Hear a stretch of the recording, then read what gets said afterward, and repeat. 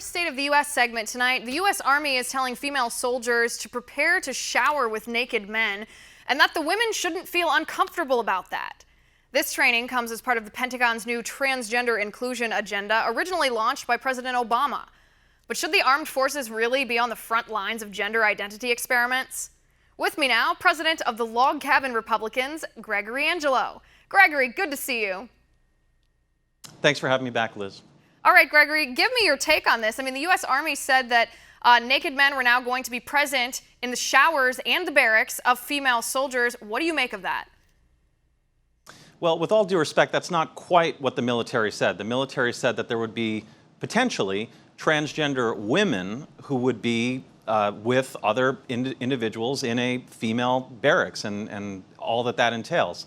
These are people with a medical diagnosis of gender identity dysphoria who are transitioning or who have, for a great deal of time, in some cases, been living their lives as transgender women, and in the flip side of the coin, sometimes as transgender men. They simply want nothing more than to serve their country.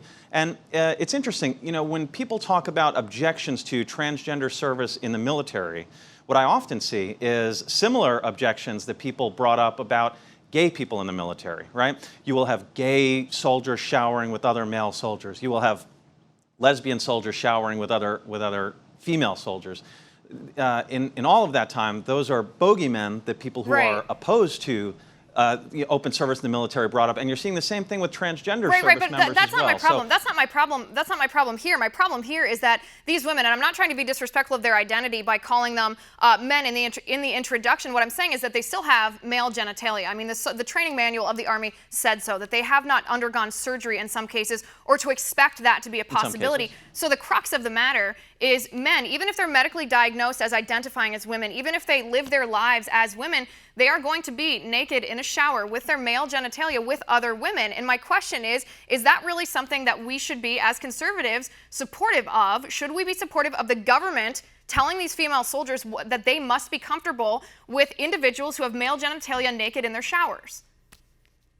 Well, only if you think that female soldiers or male soldiers spend the preponderance of their time in the shower checking out other people. I think that's just absolutely not the case. And I think that's actually doing a bit of a disservice to members of our military who usually, in all the people in the military I know, transgender, gay, or straight, all they want to do when they're in the shower is get clean and get back on the front lines and get back to protecting America. I don't understand this obsession people have with checking out other individuals in the shower. In my opinion, I don't think it's a gay issue in a sense. I don't think it has to do with the identity or the sexuality or any of that part of these individuals. The crux of the matter for me is that government is telling these female soldiers what they must be comfortable with and telling them that they must they must give dignity to these people. We give dignity to all people, Gregory. That's what's great about living in our country now, no matter if you're gay or straight or transgender. We've come so far, and I'm grateful for that. But do we really want the government telling women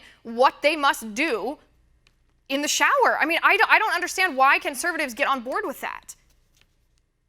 I think what we should be concerned about as conservatives is our national security, and we should be concerned with providing dignity and respect to all individuals, especially soldiers, regardless of whether they are transgender, gay, straight, whatever. They're all putting their lives on the line to protect our freedoms. I think that the least we could do is acknowledge and respect who they are and allow them to live life as not only as they see fit, but that medical doctors have prescribed is best for them and their mental health, and subsequently the safety of our nation. Right, and I get your point. I agree. I treat everyone with dignity and respect, regardless of who they are, what their religion is, what their sexual orientation is. That's not my problem. I don't have a problem with treating transgender people with respect. Clearly, that would be ridiculous and that would be bigoted. My problem is that the government is telling other women, straight women, lesbian women, whatever, women soldiers, how they have to feel and how they have to act. And I don't understand why conservatives, while we simultaneously give dignity to transgender soldiers, why we think it's okay to tell women how they have to feel.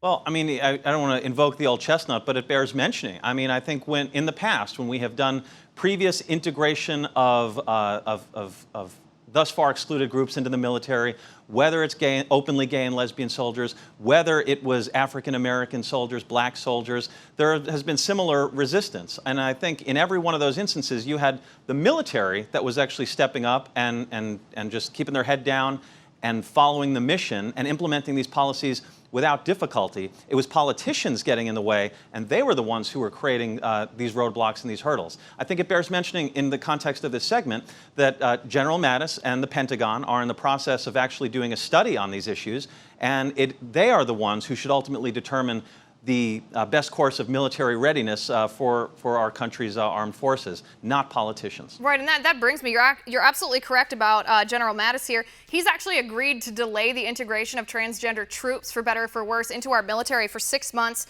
while he conducts this study. Do you agree with that delay?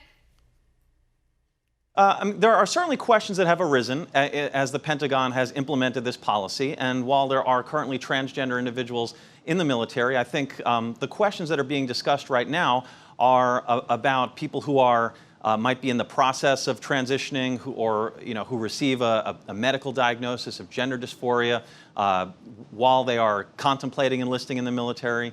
And I think this is really just the Pentagon doing its due diligence and taking time to make sure that when they actually put out their recommendations, they do what is right and what's best for America and for our national security and for those who are on the front lines. Right, and I agree with that. So, I think sometimes anything that could clarify this position, I think, is good. Yeah. Right, and I think sometimes it's not. It's more of a medical issue than it is a gay issue when it comes to integrating transgender people into our troops, transgender individuals into our troops. There are many, many medical conditions diagnosed by a medical doctor that serve as disqualifiers for military service. I mean, if you have a food allergy, if you've broken a bone, if you're colorblind, I mean, the whole gamut of medical conditions could disqualify you potentially. And I do think we need to think about our servicemen and women who will be on the front lines, and if transgender issues, if going through these surgeries, if anything else, if that is going to best serve our troops, because at the end of the day, it's not about the individuals, it's about the safety of their brothers and sisters in arms. Gregory, I so appreciate you coming on the show, being willing to talk about this. Thanks for being here.